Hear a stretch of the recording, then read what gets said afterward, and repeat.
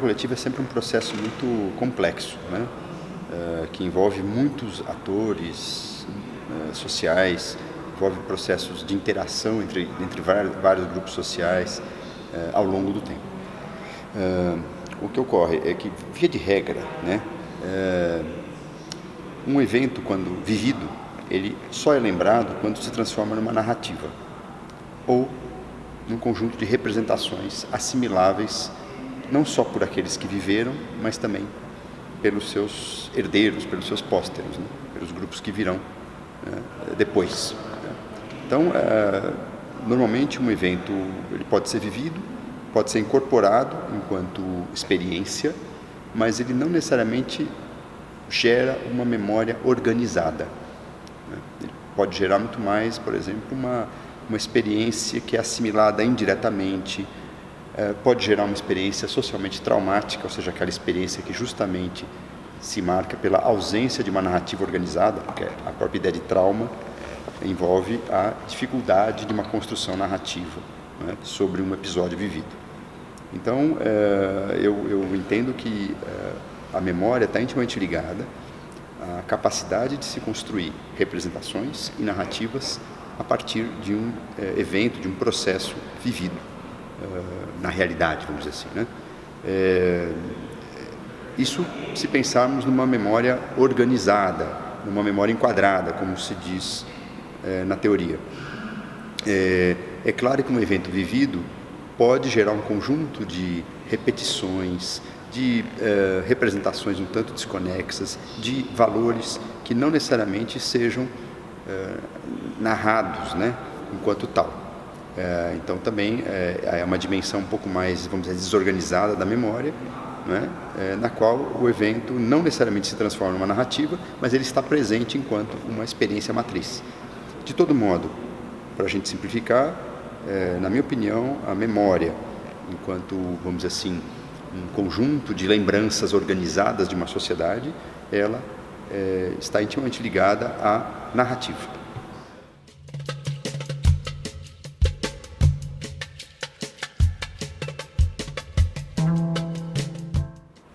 Eu acho que as duas coisas podem ocorrer, né?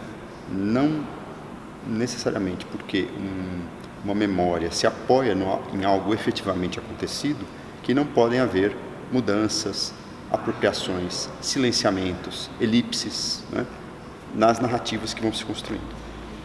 Via de regra, as narrativas se apoiam num referente. Quando a gente fala de uma narrativa que constrói uma memória, né, de algo, normalmente essa memória está apoiada em um referente, que a gente chamaria de realidade, né? Em última instância, a realidade histórica do passado aconteceu e se perdeu, né? Dificilmente um historiador ou uma memória, né, organizada em torno dessa experiência vai conseguir reconstituir todas as dimensões da realidade perdida. No entanto, isso não quer dizer que a memória ou a história devam simplesmente abrir mão da busca da realidade, que a gente então chama do referente, né? Eu acho que o referente é um dado importante para construirmos memórias, mas também para construirmos narrativas historiográficas, ou seja, calcadas num conhecimento objetivo e metódico, né? O que ocorre é que podem ocorrer distorções, apropriações, silenciamentos, mutações, né, ao longo do tempo, conforme interesses, conforme disputas de poder, conforme lutas culturais que vão se seguindo ao fato e que envolvem não só os atores que viveram a experiência histórica, mas também os seus herdeiros políticos, os seus adeptos, os seus correligionários que vão surgindo ao longo do tempo. Em muitos casos, episódios obscuros da história ganham uma dimensão grandiosa depois de 100 anos, depois de 200 anos, depois de 300 anos. E aí também o papel dos historiadores é importante, né? Porque os historiadores também, em grande parte, respondem a demandas do seu tempo, né? Então, muitos episódios que eventualmente podem ter passado despercebidos aos contemporâneos vão ganhando com o tempo uma importância histórica grande, né? Muitas vezes episódios que nem estão de maneira tão marcante na memória coletiva, né? mas que no decorrer de uma pesquisa histórica, às vezes que ocorre depois de muitos séculos ou muitas décadas, eles ganham uma dimensão importante. Então, isso não nos autoriza a dizer que o real não é importante, né? O real é um referente, é uma baliza tanto para a memória quanto para a história, né? Mas ele não necessariamente enquadra a memória ou a história.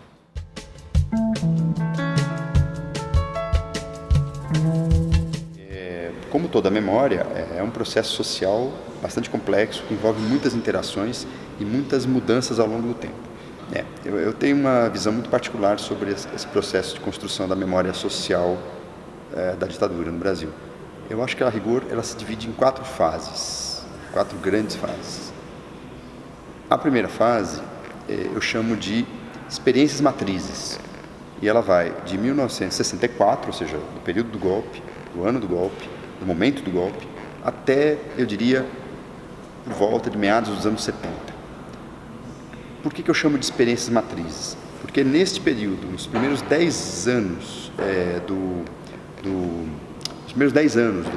do regime, que as experiências vão se somando, vão se sobrepondo, vão se adensando, né? Vão ganhando narrativas iniciais, né? vão ganhando representações iniciais que vão, enfim, interagindo, né? E vão construindo um primeiro sentido coletivo do que foi o golpe, do que foram os primeiros anos da ditadura, do que foi a vida cultural nos anos 60, do que foi a guerrilha, do que foi o AI-5, do que foi a repressão. Eu diria que esses episódios marcam o que eu chamo de experiências matrizes. Obviamente nelas, repito, já há uma dimensão de memória sendo construída, mas ainda de maneira muito errática, muito frágil. Num segundo momento, que vai ali dos meados dos anos 70, né, mas que fica mais claro a partir do final dos anos 70, 78, 79, até meados dos anos 90, né, eu diria que se constrói uma primeira grande camada de memória organizada sobre a ditadura, né, e que vai efetivamente construir uma memória, uma narrativa muito crítica à ditadura, né, inclusive apoiada por setores que em 64 apoiaram o golpe, mas que em 79 e 80 já estavam distanciados, como, por exemplo, os liberais, né, a imprensa liberal, por exemplo, né, já começa a se afastar do regime ali, né. Nesse período se constrói, portanto, uma narrativa crítica à ditadura, que vai ser uma mescla de vozes e perspectivas liberais, né, que vão ficar muito assustados, sobretudo com o AI-5, com o Ato Institucional número 5, e com o sistema de censura à imprensa, por exemplo, que a ditadura construiu, ou com o sistema de tortura, né. São grupos que vão, sobretudo a partir de 1974, se afastar da ditadura e vão construindo discursos críticos. Então essa é uma camada de memória importante, de narrativa importante, que vai constituir a memória. E um outro grupo que vem da esquerda, principalmente da esquerda comunista, não armada, ou seja, os grupos que não fizeram a luta armada. Esses grupos também vão construir uma narrativa bastante crítica, e é dessa confluência, um tanto quanto estranha a princípio, entre liberais e, sobretudo, comunistas, que vai se constituir uma narrativa organizada sobre a memória da ditadura. E eu acho que isso ocorre entre fins dos anos 70 e meados dos anos 90. É o que eu chamo do período de construção, de consolidação da memória hegemônica sobre o regime. E que memória hegemônica é essa? É uma memória hegemônica pautada na crítica ao regime militar, na crítica à militarização do regime, na crítica à censura, na crítica à tortura, enfim, né? E um tanto quanto ambígua muitas vezes, porque obviamente é fruto de uma confluência de dois grupos que em princípio não se entendem, que são os liberais e os comunistas, né? Sobretudo. A esquerda em geral, mas particularmente os comunistas do PCB, né? Do antigo PCB. Dessa confluência, então, nasce o que eu chamo da memória hegemônica. É uma memória pautada na ideia de que a sociedade foi vítima do golpe, foi vítima da ditadura e resistiu enquanto sociedade. Então a ideia da resistência é o eixo dessa memória hegemônica. A partir dos anos 90, eu acho que tem uma terceira fase aí desse processo em que o Estado brasileiro assume uma política de memória calcada exatamente na memória da resistência e na memória hegemônica. Que política de memória é essa? Uma política, portanto, de reparação das vítimas da ditadura. E aí teríamos que fazer um parênteses, porque o processo brasileiro foi muito peculiar, né? O processo de construção de uma política de memória sobre a ditadura foi muito peculiar. Não houve no Brasil uma comissão da verdade logo depois do fim do regime, como ocorreu em outros países, né? Aqui a comissão da verdade foi muito tardia, né? No entanto, já havia uma memória crítica hegemônica e já havia, portanto, e essa memória hegemônica e crítica influenciou uma política de memória do Estado. Política de memória essa um tanto quanto tímida, muitas vezes, muito mais calcada na reparação do que na busca por verdade e justiça. O primeiro marco dessa política é a Lei dos Desaparecidos, de 1995, né? E a partir daí o Estado brasileiro começa a desenvolver uma política de memória. 2002, por exemplo, a lei que permite a revisão da anistia e a busca por novas reparações. 2007, o terceiro Plano Nacional de Direitos Humanos e o projeto de Memórias Reveladas, né? Já sob o governo Lula, né? E depois a própria instauração da Comissão Nacional da Verdade, em 2012, né? No governo Dilma. Então, se a gente for pegar esse período, né, de 95 até 2012, 2014, nós temos aí uma política de memória, né? Na qual o Estado brasileiro, dialogando com a memória hegemônica que já havia na sociedade, que já era forte em setores sociais, setores-chave, né, como a imprensa, como as artes, né, como as universidades, por exemplo, desenvolve, portanto, uma política de reparação e de busca de verdade histórica, né? Não seguimos um caminho ortodoxo, porque, normalmente, o caminho das comissões da verdade, dos processos da chamada justiça de transição, é verdade, justiça, reparação. Aqui nós tivemos reparação, né, com alguma verdade, mas nenhuma justiça, né?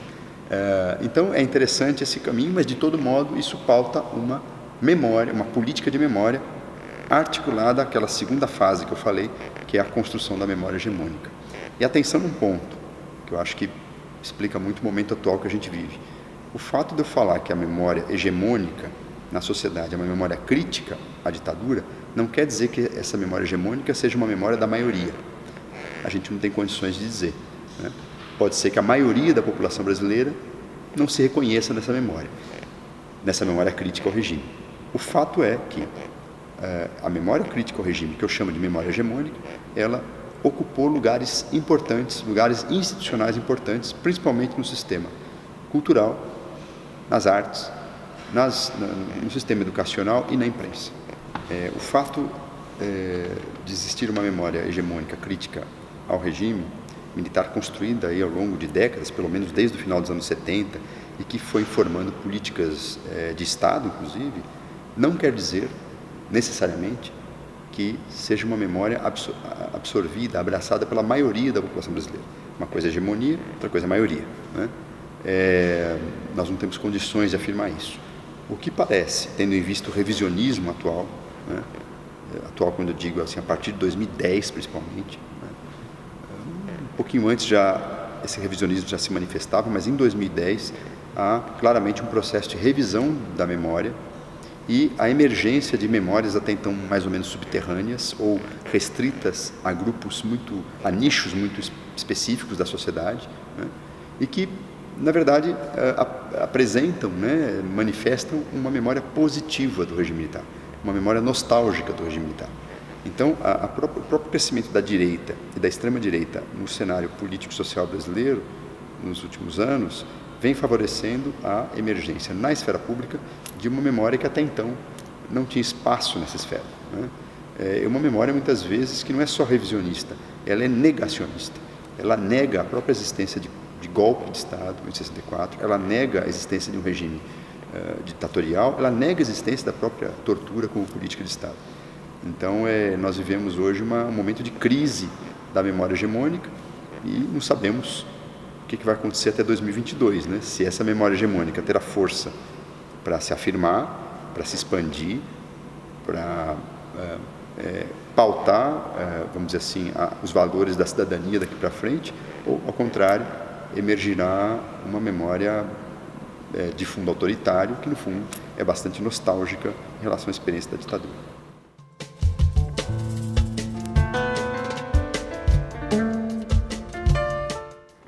Bom, aí é muito interessante essa questão, porque nós temos que examinar conforme cada área, né?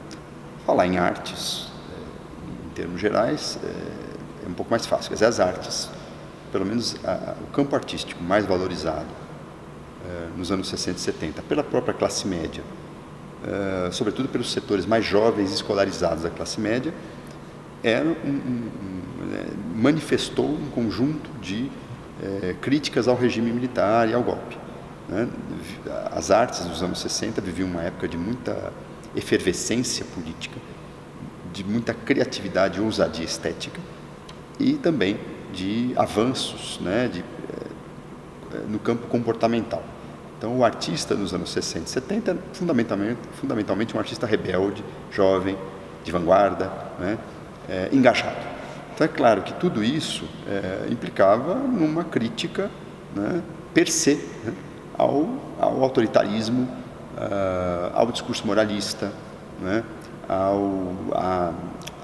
à política de repressão que o regime desenvolveu, sobretudo em relação às classes populares e em relação aos próprios jovens mais contestadores.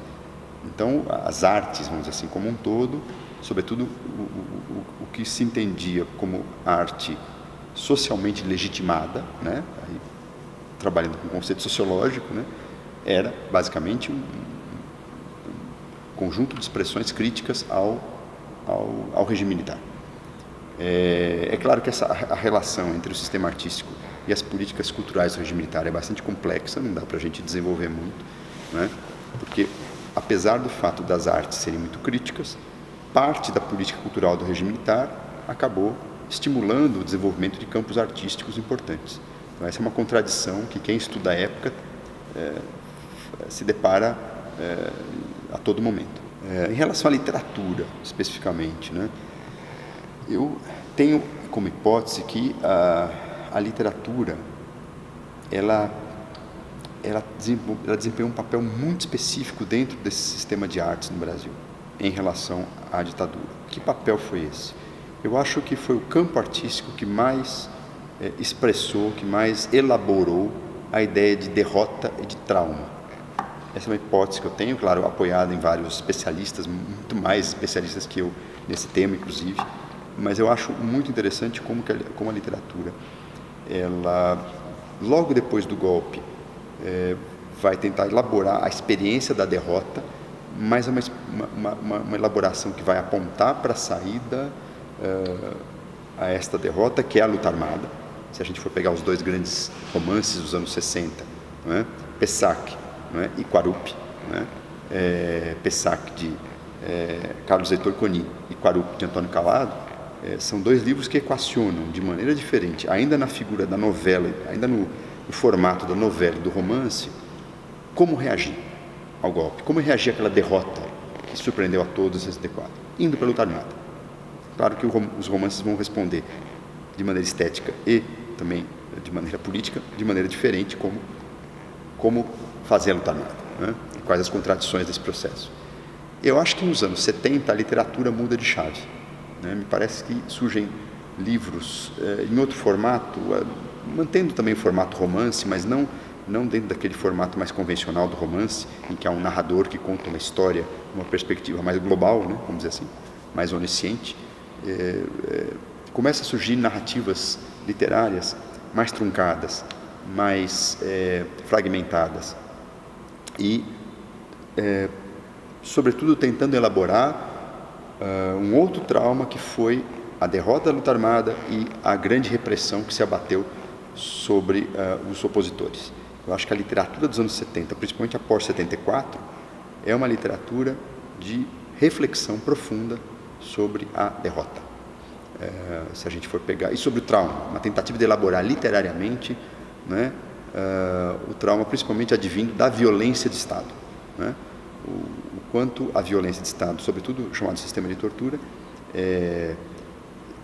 penetrou em todos os ramos, em todos as experiências sociais, né?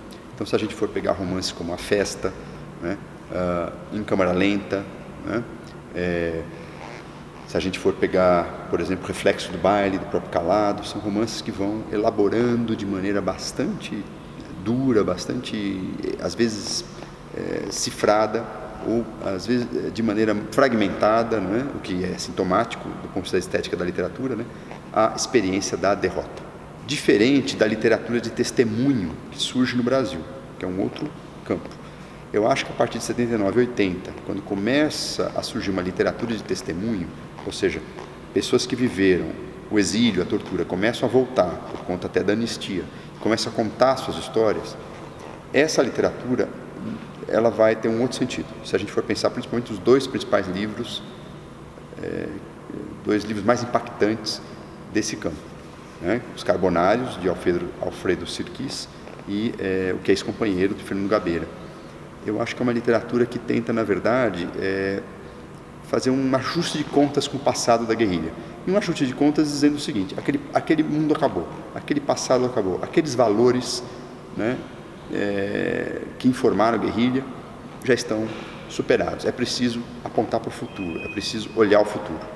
Então, a literatura de testemunho que emerge no final dos anos 70 e anos 80, ao contrário, por exemplo, de países como a Argentina, ela vai enfrentar muito pouco trauma, no sentido de mergulhar quase na impossibilidade de uma narrativa mais organizada sobre o passado. Ela vai apontar para um passado que teria já passado, efetivamente, que seria superado por novos valores, por novas perspectivas. Inclusive, esses dois livros fazem até uma certa autocrítica, né, em relação à luta armada. Quer dizer, eles não abjuram a luta armada, eles não negam os valores da juventude que lutou contra o regime, mas eles procuram dizer: olha, o caminho estava errado, né, e agora é preciso olhar para o futuro. Então é muito interessante essa literatura de testemunho da época da abertura, que ela vai, a rigor, deixar esse passado meio que na geladeira, né, vai trancar os fantasmas no porão, mas esses fantasmas lá na frente vão reaparecer.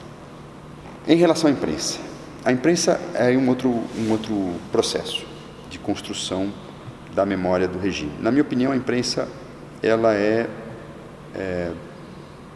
tem um processo histórico ao longo da ditadura em que claramente fica delineada o afastamento dos principais jornais em relação ao regime militar. Mas é um afastamento que não se dá de uma vez, não se dá de maneira radical, não se dá de maneira total, né? Muitas vezes eles criticavam a política econômica, mas apoiavam a luta contra a guerrilha.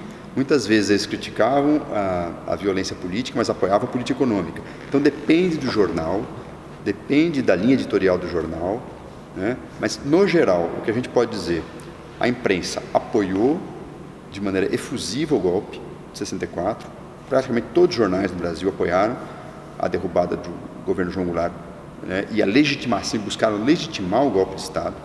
Já nos 2-3 primeiros anos do regime, começam a ocorrer certos estranhamentos entre os rumos do governo militar e as expectativas dos liberais na imprensa, mas ainda a gente não pode falar de uma ruptura, né? E aí sim, com o ato institucional número 5, em dezembro de 68, a imprensa liberal ela passa a olhar de maneira mais crítica para o regime, ela passa a denunciar, por exemplo, a militarização do regime e o isolamento político dos generais em relação aos civis, em relação à sociedade, mas era um momento de luta contra a guerrilha, e que, obviamente, a imprensa apoiou. A imprensa, obviamente, liberal, até de corte conservador, a última coisa que ela iria apoiar é uma sublevação armada contra o regime militar conduzida por jovens de esquerda. Então, houve uma combinação de críticas moderadas ao fechamento, mas também um pouco de pragmatismo em relação à luta contra a guerrilha, né? O que é uma contradição interessante, né? Porque muitos jornais até aplaudiram, né, a violência de Estado contra a guerrilha. Depois, mais tarde, vão fazer uma autocrítica, vão fazer toda uma denúncia das torturas, mas à época, se você for fazer uma pesquisa, você verá que os jornais, muitos deles, inclusive, esquentando notícias falsas que eram dadas pelos órgãos de informação sobre a morte, por exemplo, de militantes. A partir de 74, 75, há uma outra ruptura, né? Quer dizer, a imprensa sofre muito, fica muito assustada com a censura pós-AI-5. Então isso eu acho que desgasta talvez o último elo mais direto que a imprensa tinha com o regime. Mesmo jornais e revistas conservadoras, liberais, foram censurados, né? Sofreram censura prévia, o caso mais notório do jornal Estado de São Paulo, que tinha apoiado efusivamente o golpe de Estado, né? Então, eu acho que a partir de 74, 75, a pauta da imprensa muda, né? Até por conta da própria derrota da luta armada, que já estava derrotada nesse momento. A imprensa começa a ser o veículo de um conjunto de insatisfações dos grupos liberais em relação ao regime militar, seja em termos de política econômica, seja em termos de excesso de controle e de censura e de tutela do Estado sobre a sociedade. Então, acho que aí é um outro momento importante na construção da memória, porque a imprensa liberal passa a apoiar a liberalização do regime e a apoiar uma memória crítica em relação aos anos de chumbo. Isso é muito importante para depois a gente entender a memória hegemônica que eu tinha me referido na questão anterior. Ruptura, eu acho que nunca ocorrerá. Talvez um ou outro jornal tenha acirrado mais as críticas, mas não vejo uma ruptura completa entre a imprensa liberal e o regime. Talvez no contexto ali de 83, 84, na campanha das diretas já, alguns jornais efetivamente romperam, acirraram mais as críticas, né? Mas, via de regra, a imprensa sempre manteve uma relação muito ambígua com o governo. Ou seja, os jornais criticavam vários pontos, construíram uma memória crítica em relação aos anos de chumbo, sobretudo, a tortura, a censura, a repressão às artes, mas nunca chegaram a romper totalmente com o governo militar.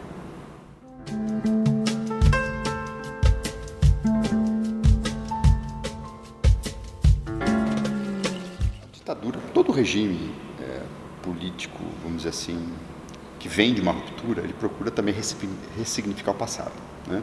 Seja um regime autoritário, seja um regime democrático. Quer dizer, logo depois de uma ruptura, o passado fica em disputa. Então isso é muito interessante. Voltando àquela primeira imagem que eu procurei deixar bem claro, isso não significa que o passado é qualquer coisa, que não existe o referente, que não existe a realidade histórica.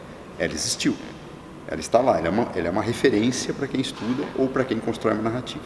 Mas, obviamente, há uma margem de manejo nas narrativas e nas apropriações e na construção de sentidos desse passado. Então, acho que o que aconteceu no regime militar, na ditadura, enfim, em relação, sobretudo, à independência e ao modernismo, é muito significativo dessas apropriações que um regime autoritário faz de datas muito importantes para a história de um país, né? Datas, vamos dizer assim, fundacionais, né? Primeiro, em relação à independência. O Sesc Centenário da Independência, né? Como foi dito à época, esse foi o nome oficial da campanha, os 150 anos da independência no Brasil, foi a principal festa popular da ditadura. Quer dizer, foi a principal efeméride comemorada pela ditadura, no seu auge de popularidade, de poder, né? E de força política, né? 1972, quer dizer, virtualmente a luta armada estava derrotada, a economia brasileira estava crescendo muito, né? O chamado milagre econômico, né? Estava no auge, o governo tinha o controle do sistema político, não apenas por meios legítimos, mas também pela repressão, pela tutela, né? Havia uma adesão de amplos setores sociais ao regime, né? Portanto, a ditadura estava no auge. E o Sesc Centenário foi pensado como a manifestação, né, pública desse poder, né, desse prestígio, e procurando se associar a um momento fundacional da história do Brasil, né? Foi uma festa grandiosa, né? O mês ali de setembro, comecinho de setembro, foi marcado por muitas manifestações públicas, a imprensa aderiu, né? Se a gente for pegar as revistas de época, os jornais, o que tem de publicidade, que inclusive empresas, né, privadas procuraram pegar carona nesse ufanismo, né, nacionalista, o verde e amarelo, enfim, deu o tom da coisa, né. Houve campeonato de futebol, né, à época, para comemorar o Sesc Centenário. É claro que a final foi Brasil e Portugal, o Brasil ganhou, né? Né? Então, enfim, a festa do Sesc Centenário foi uma grande festa que a ditadura promoveu. Repito, ela tinha os meios, ela tinha o poder, ela estava no auge. Depois, alguns anos depois, talvez uma festa como essa se tornasse um pouco mais complicada e difícil, né? Houve desfile militar, né? Houve a volta dos restos mortais de Dom Pedro, né? Enfim, isso foi televisionado ao vivo, foi todo um ritual, né, cívico, né? Portanto, eu diria que a apropriação de 1822, ela foi o grande momento de apropriação histórica, né, que a ditadura teve. É claro que também, à época, o meio acadêmico discutiu o sentido de 1822, o meio acadêmico não aderiu a esse ufanismo, havia uma série de novas pesquisas em curso, né, e que discutiam também em chave crítica essa data. Mas, do ponto de vista oficial, a data foi celebrada enquanto emergência da nação, enquanto, vamos dizer assim, certidão de nascimento do grande país que era o Brasil. Quer dizer, então havia um tom ufanista e não reflexivo nesta festa, né? E, obviamente, a sociedade civil não tinha como fazer uma contra-festa, vamos dizer assim, uma contra-manifestação em relação a esse ufanismo, como, por exemplo, ocorreu nos 500 anos da descoberta do Brasil, né? É muito curioso que no ano 2000, né, enfim, já obviamente num outro regime político, num outro governo, houve uma tentativa de fazer uma grande festa ufanista em relação aos 500 anos. No entanto, o que ocorreu foi muito mais um conjunto de reflexões e de contramanifestações em relação a esse ufanismo, né, que vinha do governo à época.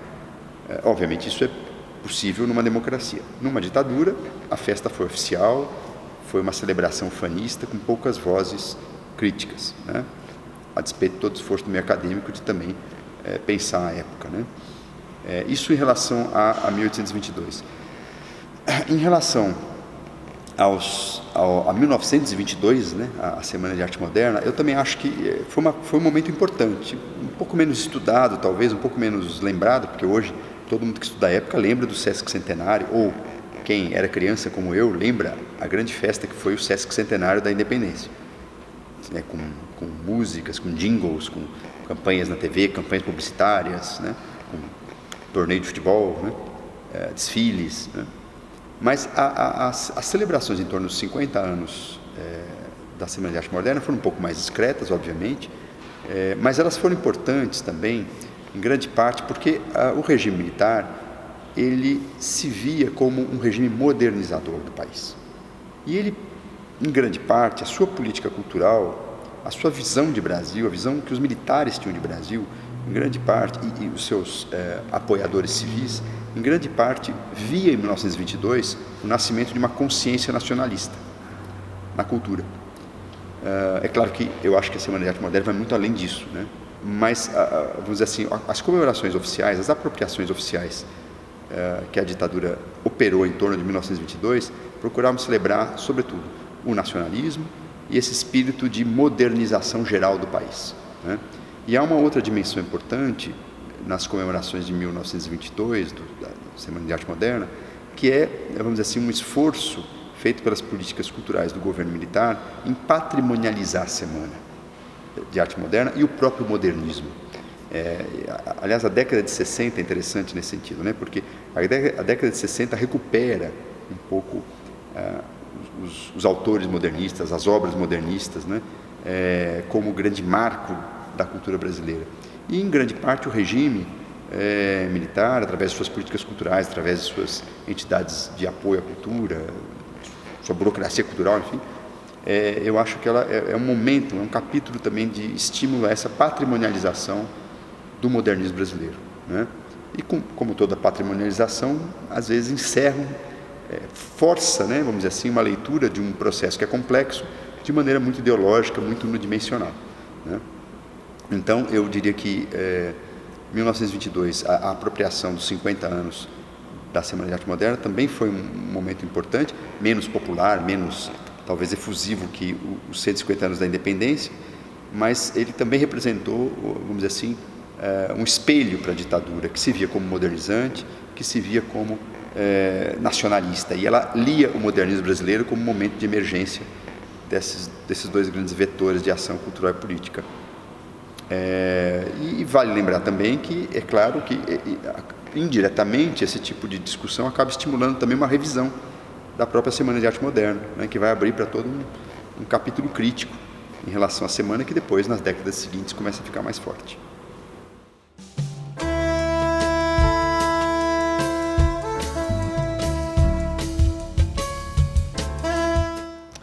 Eu tenho dúvidas se basta lembrarmos mais para evitarmos o negacionismo ou evitarmos o revisionismo.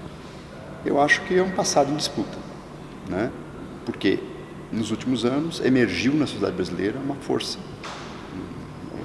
emergiram, né, grupos de direita e extrema-direita que não mais se veem na narrativa hegemônica, na memória, naquilo que eu chamo de memória hegemônica sobre o regime militar. Memória essa construída a partir do eixo central da ideia de resistência, né? Portanto, esses grupos de direita e de extrema-direita simplesmente reivindicam que é preciso uma outra memória, porque esta memória, seja construída pelos liberais arrependidos, seja pela esquerda, não lhes contempla. Daí eu acho que tem duas implicações. Primeiro, é um revisionismo mesmo, né, que não é bem um revisionismo historiográfico, tá? É um revisionismo mais ideológico, porque a historiografia sempre ela busca revisões, né? Ela está sempre buscando revisões. Quando se encontra um novo conjunto documental, você necessariamente precisa rever o passado. Isso é saudável, é bom, mas, no entanto, o que eu acho que é problemático, que tem ocorrido, é um revisionismo ideológico, ou seja, eu não aceito a explicação e o sentido que esse passado tem, pouco importa as fontes, pouco importam as evidências. Aí a gente cai no revisionismo ideológico. E daí para o negacionismo é um passo. Quer dizer, há uma diferença sutil entre ambos, mas o revisionismo ideológico não chega a negar o fato, mas ele nega o sentido comumente atribuído a este fato, a este processo. O negacionismo nega o fato, né? O negacionismo nega a existência de um processo histórico, por exemplo, marcado por uma violência. Então, em relação à ditadura, nós temos pelo menos 3 negacionismos muito claros. Quer dizer, não houve golpe de Estado. O que houve foi um movimento, o que houve foi uma tomada de poder legítima, chancelada pelos poderes republicanos. Isso é negacionismo, porque houve um golpe de Estado, né? E houve um golpe de Estado precedido por uma rebelião militar.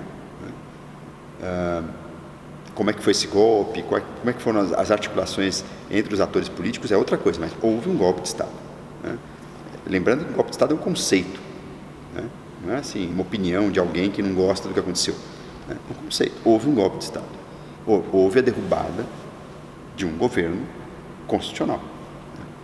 Segundo o negacionismo que ocorre muito, né, em relação ao período, que tem aparecido muito,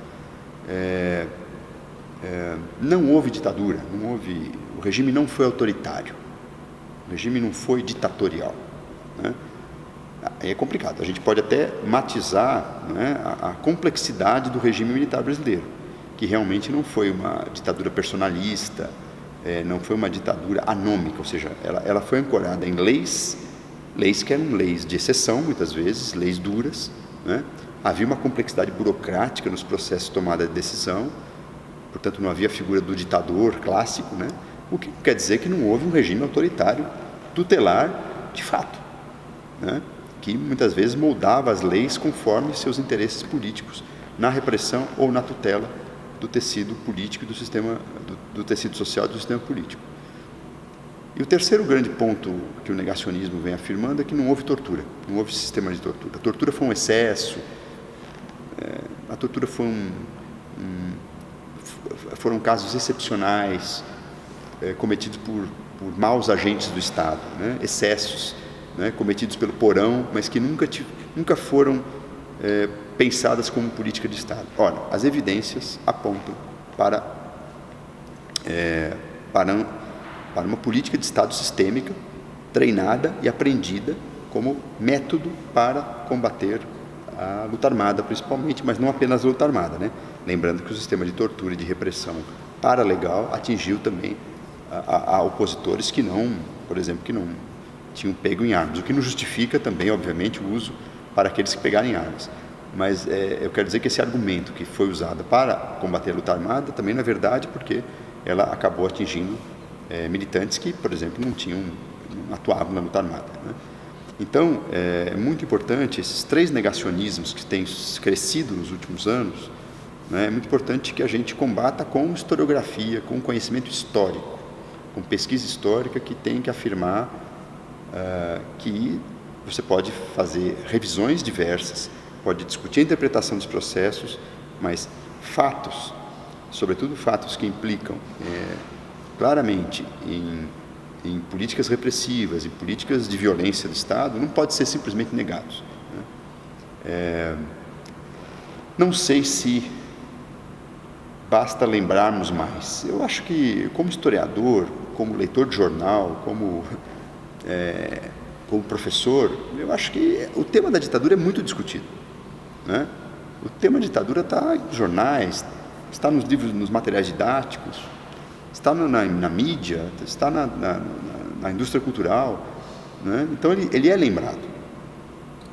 Me parece que essas lembranças não são suficientes para criar uma cultura democrática de massa na sociedade brasileira.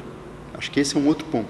Portanto, não sei se o problema é mais memória ou mais lembrança, mas talvez a forma de lembrar e a forma de incorporar essas memórias no dia a dia das pessoas, no dia a dia das populações, dos grupos sociais. Me parece que certos grupos são absolutamente insensíveis a uma cultura política democrática calcada nessa revisão crítica do passado, né? Certos grupos entendem que a solução para os conflitos sociais ainda hoje passa pela opção autoritária e pela violência de Estado. Basta a gente ver quando tem qualquer discussão sobre criminalidade, né? É mais polícia mais violenta, né? É isso que a sociedade demanda. Então eu acho que isso se espelha também nesse culto ao autoritarismo, né, como solução para os conflitos sociais. Nesse culto há uma tutela de cima, né, em relação a uma sociedade que é vista por esses grupos autoritários como indefesa, como sujeita aí à corrupção, à violência. Me parece que, portanto, não se trata de lembrar mais, mas de lembrar de maneira crítica. Quando eu falo lembrar de maneira mais crítica, eu acho que isso envolve também, né, um processo que talvez não tenha sido complementado de reconstrução das bases de um Estado democrático. Porque se acusa muito a sociedade brasileira de não ter memória, de não lembrar, enfim, de não discutir a ditadura como deveria, né? Eu acho que isso, em parte, é verdade. Há razão nessa crítica. Mas eu acho que houve também uma dificuldade em romper, né, em certos setores do Estado, né, do sistema político, do sistema jurídico, do sistema de segurança, em romper com práticas autoritárias, em fazer uma crítica profunda daquilo que nos levou ao golpe e à ditadura. Como a nossa transição política foi muito pactuada, muito negociada, muito transacional, né, vamos dizer, de maneira muito suave, isso obviamente evitou guerra civil, evitou uma série de traumas que uma sociedade passa quando ela rompe abruptamente com um regime. Por outro lado, isso foi permitindo também que certos valores autoritários não fossem suficientemente criticados e expurgados do coração do Estado. Então me parece que, seja no campo de algumas leis, seja no campo, por exemplo, da política de segurança pública, seja no campo da educação, né, no campo da educação para direitos humanos, me parece que não houve efetivamente uma reconstrução do aparato de Estado para que se desenvolvesse uma nova memória, um novo conjunto de práticas desses atores políticos que permitissem que a sociedade entendesse a democracia como algo substancialmente diferente da ditadura. Então, por exemplo, para quem sofre a violência policial hoje, qual é o sentido de você falar em violência policial nos anos 70? Como se estivesse apenas localizado naquele momento, né? Então é muito comum você ouvir, sobretudo jovens de periferia, dizendo, olha, a ditadura na periferia nunca acabou. Então vejam, claro que eu não estou endossando essa visão, que eu acho muito simplista, mas de todo modo é uma experiência de pessoas que, né, você chega lá e dizer, olha, nos anos de chumbo se prendiam pessoas, se torturavam pessoas, se executavam pessoas. Ele vai dizer, bom, e hoje, em algumas parcelas aí da sociedade? Isso não acontece, né?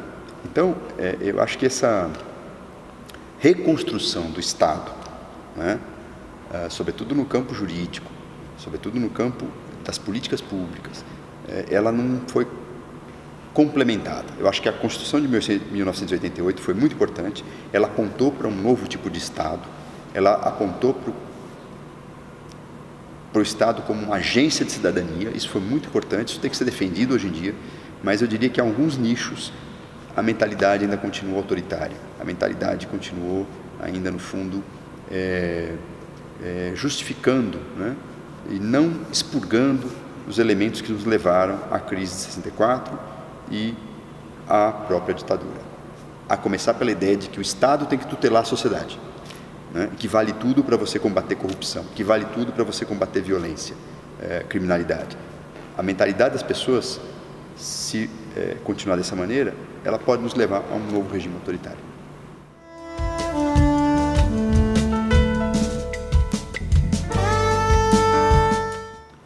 Eu acho que comemorar, celebrar, claro que, né, não, né, eu acho que não devemos comemorar no sentido de festejar, né, eventos execráveis. Agora, precisamos lembrar, né, a gente não pode simplesmente apagar passados dolorosos, né, e também não pode ficar refém deles, mas nós temos que elaborar esses passados. É isso que eu entendo a rememoração como elaboração de passados traumáticos. E lembrando que nós não temos apenas o episódio da ditadura, nós temos a escravidão, nós temos o genocídio indígena, nós temos uma série de episódios, processos, não só episódios, que precisam ser elaborados pela sociedade brasileira de maneira bastante corajosa. No caso da ditadura, nós precisamos elaborar esse passado. Aí eu acho que o que vem acontecendo, os revisionismos e negacionismos, são muito mais frutos de tabus, né, de emergências de memórias recalcadas, né, por uma série de motivos que agora tem espaço para reemergir, memórias ressentidas, muitas vezes, obviamente, vividas por grupos autoritários e nostálgicos do autoritarismo, mas eu acho que, por outro lado, é uma chance de podermos, enquanto sociedade, com todos os conflitos e situações, né, plurais que temos, discutirmos esse processo, né? É um momento que não só historiadores têm que intervir nesse debate, mas aí o cidadão, de preferência bem informado, que busque informações, né, qualificadas, né, que busque também opinar sobre esses processos, que busque se pensar nesse processo histórico, porque é muito comum que a gente ache que a história, o passado é sempre relativo ao outro, não tem nada a ver comigo. Na verdade, todos nós como sociedade sofremos quando uma sociedade vive um processo doloroso, um processo de conflito, um processo de violência, né? Mesmo que não sofreu diretamente aquela violência. Então, eu diria que não devemos festejar, obviamente, né, como foi sugerido, mas devemos rememorar de maneira crítica e, sobretudo, elaborar, né, porque aí eu acho que não adianta. O debate histórico, por mais que a gente tenha uma pluralidade na área de história hoje, muitas opções ideológicas, eu acho que se há uma função social na história e na memória, é construir a cidadania. E não dá para a gente construir a cidadania fora da democracia.